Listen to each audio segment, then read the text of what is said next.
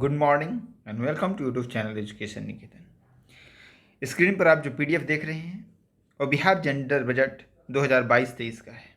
इसमें बिहार सरकार के द्वारा महिलाओं के कल्याण के लिए जितनी भी योजनाएं वर्तमान समय में चलाई जा रही हैं उन सारे को एक जगह कंपाइल रूप में दिया गया है।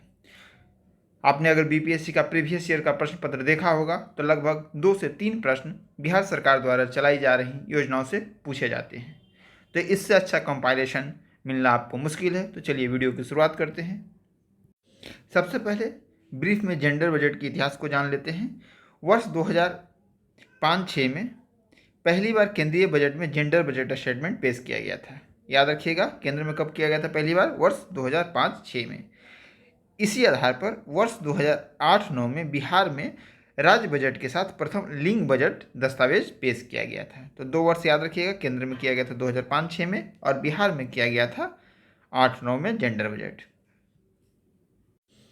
इसी डॉक्यूमेंट में एक बड़ा इंपॉर्टेंट चार्ट दिया गया है, सूची दी गई है, उस सूची को देख लेते हैं।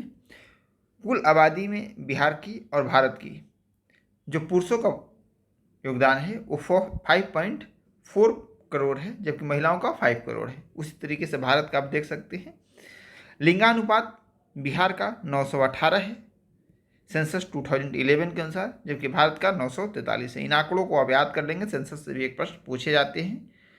अगर हम बाल लिंगानुपात की बात करें यानी 0 से 6 वर्ष में तो 935 है, जबकि भारत का 919 है। याद रखिएगा, जो लिंगानुपात है उसमें बिहार का जो रेशियो है वो भारत की तुलना में कम है, लेकिन जो चाइल्ड सेक्स रेशियो है वो भारत का तुलना में बिहार का अधिक है। तो इन दो फैक्ट्स को आप याद रखेंगे। 918, 935 बिहार का हो गया और 943 और 919 भारत का हो गया। अगर हम कार्य सहभागिता की बात करें तो 46.5 है पुरुषों का और 19.1 है महिलाओं का, जो कि काफ़ी कम है। अगर हम साक्षरता दर की बात करें तो 71.2% है पुरुषों का और 51.5% है महिलाओं का, यानी कि लगभग 20% का महिला और पुरुष के बीच में साक्षरता दर में गैप है। जबकि अगर भारत में आप देखें तो एक गैप कितना है? 16% और बिहार में एक गैप कितना है? लगभग 20%। इस गैप को पाटने के लिए राज्य सरकार तेजी से कार्य कर रही है। योजनाओं को बताने से पहले मैं बता दूं कि जो जेंडर बजट के अंतर्गत 2 वर्गों में योजनाओं को विभाजित किया जाता है। श्रेणी ए में वैसी योजनाएं होती हैं जिनमें 100% राशि महिलाओं के कल्याण हेतु खर्च की जाती है। वहीं श्रेणी बी में वैसी योजनाएं होती हैं जिसमें 30% या मुझसे अधिक और 100% से कम राशि महिलाओं के कल्याण पर व्यय की जाती है। श्रेणी ए और श्रेणी बी यही 2 कैटेगरी है। अब हम जो जेंडर बजट है उसमें महिलाओं के लिए अगर राशि की बात करें तो वर्ष 2022-23 का जो बजट जेंडर बजट पेश किया गया है उसमें 36,657 करोड़ राशि दी गई है, जो कि टोटल बजट का 15% है, 15%, और टोटल जीएसडीपी का राज्य का 5% है। तो इन 2 फैक्ट्स को भी आप याद कर लेंगे। अब हम आते हैं सबसे इम्पॉर्टेंट हिस्से पे। बिहार सरकार द्वारा महिलाओं को केंद्र में रखकर विभिन्न विभागों द्वारा चलाई जाने वाली योजनाओं की विवरणी है। सबसे फर्स्ट जो डिपार्टमेंट है वो समाज कल्याण विभाग है। योजना का नाम है मुख्यमंत्री कन्या विवाह योजना। इस योजना का उद्देश्य निर्धन परिवार के विवाह के समय आर्थिक सहायता प्रदान करना, विवाह के निबंधन को प्रोत्साहित करना। इस योजना के तहत बीपीएल परिवार, एक कंडीशन जो मैं बता रहा हूँ ना उसको एकदम आप ध्यान से याद रखेंगे। बीपीएल परिवार अथवा, और नहीं अथवा, ऐसे अन्य परिवार जिनकी आय 60,000 रुपये तक हो, यानी 60,000 से कम हो। कन्या के विवाह के समय 5,000 रुपये का भुगतान कन्या के नाम प्रत्यक्ष भुगतान अंतरण के माध्यम से लाभार्थी के खाते में यानी लाभार्थी के खाते में किया जाएगा। एक आंकड़ा है कि वर्ष 2021-22 में अब तक 62,586 लाभार्थी को इस योजना का लाभ दिया जा चुका है। तो आपको 3 कंडीशन याद रखने हैं। या तो बीपीएल परिवार होना चाहिए, या दूसरी कंडीशन 60,000 से कम वार्षिक आय होनी चाहिए। राशि कितनी दी जाएगी? 5,000 रुपये। चलिए, अगला जो इम्पोर्टेंट योजना है, मुख्यमंत्री कन्या उत्थान योजना। कन्या भ्रूण हत्या को रोकने, लिंगानुपात को संतुलित करने, जन्म निबंधन को बढ़ावा देने, टीकाकरण को प्रोत्साहित करने, बाल विवाह को रोकने तथा शिक्षा को बढ़ावा देने के उद्देश्य से समाज कल्याण विभाग के द्वारा स्वास्थ्य विभाग एवं शिक्षा विभाग के संयुक्त तत्वावधान में, देखो अब आपसे यही पूछ लेगा कि मुख्यमंत्री कन्या उत्थान योजना किसके द्वारा शुरू की गई है, तो ये 3 विभागों के द्वारा शुरू की गई है, कंबाइंड रूप में, संयुक्त रूप में। कौन कौन विभाग है भाई, तो समाज कल्याण विभाग, स्वास्थ्य विभाग एवं शिक्षा विभाग। तो यही वो लाइन है जहाँ से प्रश्न पूछे जा सकते हैं। अब देखो इसमें दिया है कि कब कब कितनी कितनी राशि दी जाएगी। तो कन्या के जन्म के समय 2000 रुपये, कन्या के 1 वर्ष पूर्ण होने पर आधार पंजीकरण कराने पर 1000 रुपये, कन्या के 2 वर्ष पूर्ण होने पर टीकाकरण के उपरांत 2000 रुपये, 1 से 2 पोशाक के लिए 600 रुपये, 3 से 5 वर्ग में पोशाक हेतु 700 रुपये, 6 से 8 के लिए पोशाक के लिए 1000 और 9वीं से लेकर 12वीं तक 1500 रुपये। 7 से 12वीं तक की किशोरी स्वास्थ्य योजना अंतर्गत सैनिटरी नैपकिन हेतु प्रति वर्ष 300 रुपये दिए जाएंगे। इंटरमीडिएट उत्तीर्ण होने पर 25,000 रुपये। ध्यान रखिएगा कि अनमैरिड होना इसकी प्राइमरी कंडीशन है। विवाहित लड़की को, विवाहित महिला को ये राशि नहीं प्रदान की जाएगी। अगर स्नातक की बात करें तो स्नातक उत्तीर्ण करने पर अनमैरिड गर्ल को 50,000 रुपये की राशि प्रदान की जाएगी। फिर उन्होंने आंकड़ा दिया है कि वित्तीय वर्ष 21-22 में 3,52,270 लाभार्थियों को यह योजना का लाभ दिया गया है। तो कम से कम पूरी आप याद रखिए या ना रखें, 2 जरूर याद रखिएगा कि इंटर पास करने पर 25,000 और ग्रेजुएशन पास करने पर 50,000 रुपये अनमैरिड को दी जाएगी। कंडीशन क्या है कि बिहार के अस्थायी निवासी होने चाहिए। नेक्स्ट इंपॉर्टेंट जो योजना है, मुख्यमंत्री नारी शक्ति योजना। इस योजना के अंतर्गत कुछ सब योजनाएं भी हैं। ये सारे बिहार के 38 जिलों में चलाए जा रहे हैं। जैसे महिला हेल्पलाइन, राज्य के सभी जिलों में महिला हेल्पलाइन की स्थापना की गई है। इस हेल्पलाइन का उद्देश्य समाज की पीड़ित महिलाओं को मनोवैज्ञानिक परामर्श, कानूनी सहायता उपलब्ध कराना, घरेलू हिंसा से पीड़ित महिलाओं एवं किशोरियों को संरक्षण प्रदान करना है। अल्पावास गृह, महिलाओं एवं किशोरियों को खरीद फरोख्त से बचाने, घरेलू हिंसा के शिकार महिलाओं को संरक्षण एवं सुरक्षा प्रदान करने हेतु 12 जिलों में अल्पावास गृह संचालन किया जा रहा है। कितने जिलों में किया जा रहा है? 12 जिलों में। 181 टोल फ्री की हेल्पलाइन नंबर शुरू की गई है। वन स्टॉप सेंटर, महिलाओं एवं किशोरियों को परामर्श एवं अल्पकालीन आवासन की सुविधा उपलब्ध कराने के लिए भारत सरकार द्वारा यह योजना शुरू की गई। किसकी योजना है? भारत सरकार की, जिसका संचालन राज्य के सभी 38 जिलों में किया जा रहा है।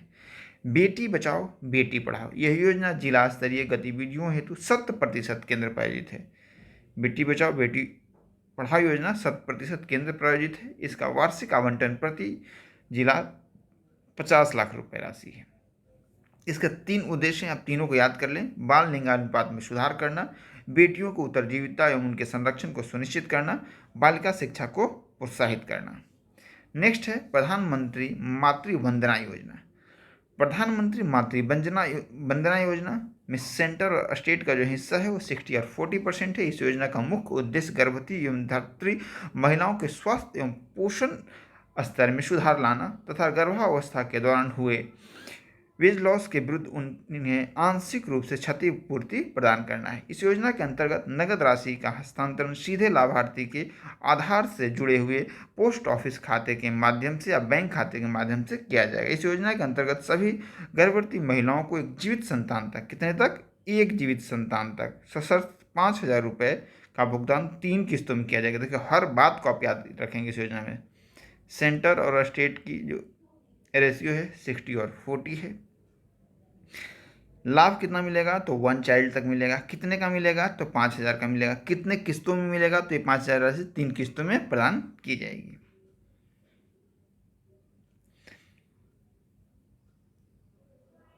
नेक्स्ट है सबला योजना। यह राज्य के सभी 38 जिलों में संचालित है। इस योजना के अंतर्गत 11 से 14 वर्ष की विद्यालय नहीं जाने वाली किशोरी बालिकाओं को स्वावलंबी बनाने के साथ साथ पूरक पोषाहार भी प्रदान किया जाता है। भारत सरकार से 60% और बिहार सरकार से 40%। रेशियो सेम है जो मातृ वंदना योजना का है। एवं पोषण मद का अनुपात 50% है, लेकिन पोषण मद जो है इसमें उसमें राज्य सरकार की हिस्सेदारी 50 और केंद्र की हिस्सेदारी 50 है। इस योजना के अंतर्गत आंगनबाड़ी केंद्रों के माध्यम से किशोरी बालिकाओं को पोषाहार, आयरन, फोलिक एसिड की गोली, स्वास्थ्य शिक्षा प्रदान की जाती है। अगला जो इम्पोर्टेंट योजना है वो है परवरिश। परवरिश राज्य सरकार की एक महत्वाकांक्षी योजना है जिसके अंतर्गत लक्षित 0 से 18 वर्ष आयु वर्ग के बच्चों को समाज में बेहतर पालन पोषण एवं गैर संस्थानिक देखरेख को प्रोत्साहित करने के लिए अनुदान भत्ता 1,000 रुपये प्रति माह आर्थिक सहायता प्रदान की जाती है। शर्त क्या है कि निकटतम संबंधी अथवा नाते रिश्तेदार के साथ रह रहे हो जिनकी वार्षिक आय 60,000 से कम हो। नेक्स्ट है इंदिरा गांधी राष्ट्रीय वृद्धा पेंशन योजना। इस योजना के अंतर्गत बीपीएल परिवार के 60 से लेकर 79 वर्ष के वृद्ध को 400 रुपये प्रति माह पेंशन दिया जाता है, जिसमें से 200 केंद्र सरकार के द्वारा और 200 राज्य सरकार के द्वारा। तो इंदिरा गांधी राष्ट्रीय वृद्धा पेंशन योजना, उम्र कितनी होनी चाहिए? 60 to 79। राशि कितनी मिलती है? 400, 200 रुपये राज्य सरकार और 200 रुपये केंद्र सरकार। जो ही 79 से ऊपर उम्र हो जाती है, यानी 80 वर्ष या उससे अधिक आयु वर्ग के वृद्ध को 500 रुपये प्रति माह पेंशन दिया जाता है, जिसमें 100% राशि केंद्र सरकार द्वारा दी जाती है, यानी 100% सेंट्रल फंडेड हो जाता है जो ही उम्र 80 के ऊपर हो जाती है। नेक्स्ट है इंदिरा गांधी राष्ट्रीय पेंशन योजना। इस योजना के अंतर्गत बीपीएल परिवार के 40 से 79 आयु वर्ग की विधवा महिला को 400 रुपये प्रति माह पेंशन दिया जाता है, जिसमें 300 रुपये केंद्र सरकार और 100 रुपये राज्य सरकार देती है। 80 के आयु के उपरांत इस योजना के पेंशनधारी को इंदिरा गांधी वृद्धावस्था पेंशन योजना में हस्तांतरित कर दिया जाता है, जिसमें उन्हें 500 रुपये दिए जाते हैं। अगला है इंदिरा गांधी राष्ट्रीय निःशक्तता पेंशन योजना। बीपीएल परिवारों के आयु वर्ग कितनी है? 18 से लेकर 79। 80% या उससे अधिक विकलांगता वाले निःशक्त व्यक्ति को 400 रुपये प्रति माह दिया जाता है।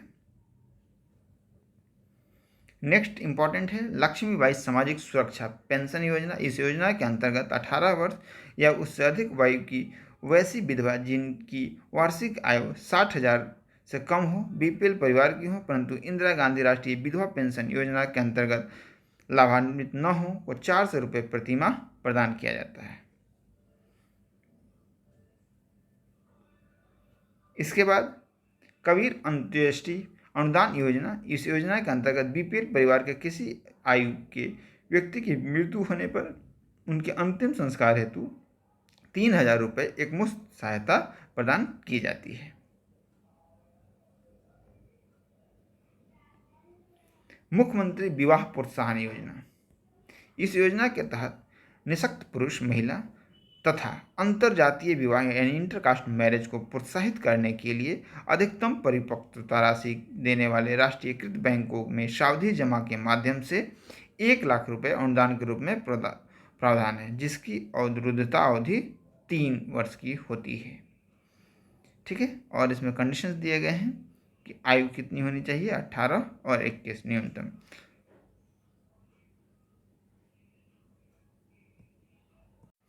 अगला है ओल्ड एज होम सहारा, जिसका नाम दिया गया है।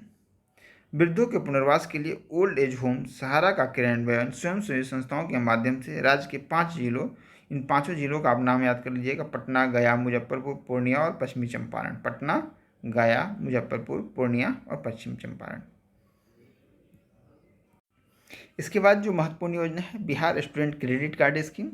मुख्यमंत्री के 7 निश्चय आर्थिक हल युवाओं के बल के अंतर्गत राज्य के छात्र छात्राओं को उच्च शिक्षा प्राप्त करने हेतु अधिकतम 4 लाख तक का शिक्षा ऋण उपलब्ध कराया जाता है। इसके तहत छात्रों को लिए 4% वार्षिक ब्याज तथा छात्राओं एवं दिव्यांगों के लिए सिर्फ 1% दर की वार्षिक ब्याज दे है। अगली योजना है लोहिया स्वच्छ बिहार अभियान। स्वच्छ बिहार एवं स्वावलंबी बिहार के अंतर्गत 7 निश्चय 2 में लक्षित स्वच्छ गांव समृद्ध गांव के उद्देश्य की प्राप्ति के लिए लोहिया स्वच्छ बिहार अभियान द्वितीय चरण में ग्राम पंचायतों द्वारा खुले में शौच से मुक्ति का स्थायित्व सुनिश्चित करने हेतु सूचना, शिक्षा एवं संचार के माध्यम से समुदायों का व्यवहार परिवर्तन एवं नए परिवारों एवं छूटे हुए परिवारों को व्यक्तिगत शौचालयों की सुलभता तथा चरणबद्ध तरीके से ठोस और तरल अपशिष्ट प्रबंधन द्वारा राज्य के सभी गांवों को ODF प्लस बनाया जाना है। तो याद रखिएगा, लोहिया स्वस्थ बिहार अभियान। तो महिलाओं के कल्याण के संबंधित जितनी भी लगभग महत्वपूर्ण योजनाएं बिहार सरकार के द्वारा चलाई जा रही हैं, उन सारी योजनाओं को हमने देखा।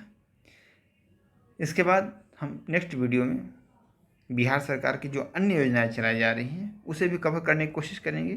इसी तरीके से हमने कहा है कि 67 BPSC को ध्यान में रखकर हम एक टॉपिक वाइज टॉपिक आपके सारे करंट अफेयर्स लगभग कवर कराने की कोशिश करेंगे। तो आपको अगर हमारा ये प्रयास अच्छा लग रहा है तो आप हमारे चैनल को सब्सक्राइब करें और अधिक से अधिक अपने फ्रेंड्स के साथ वीडियो को साझा करें। आप इस PDF को बिहार के डिपार्टमेंट ऑफ फाइनेंस की वेबसाइट पर जाकर डाउनलोड कर सकते हैं।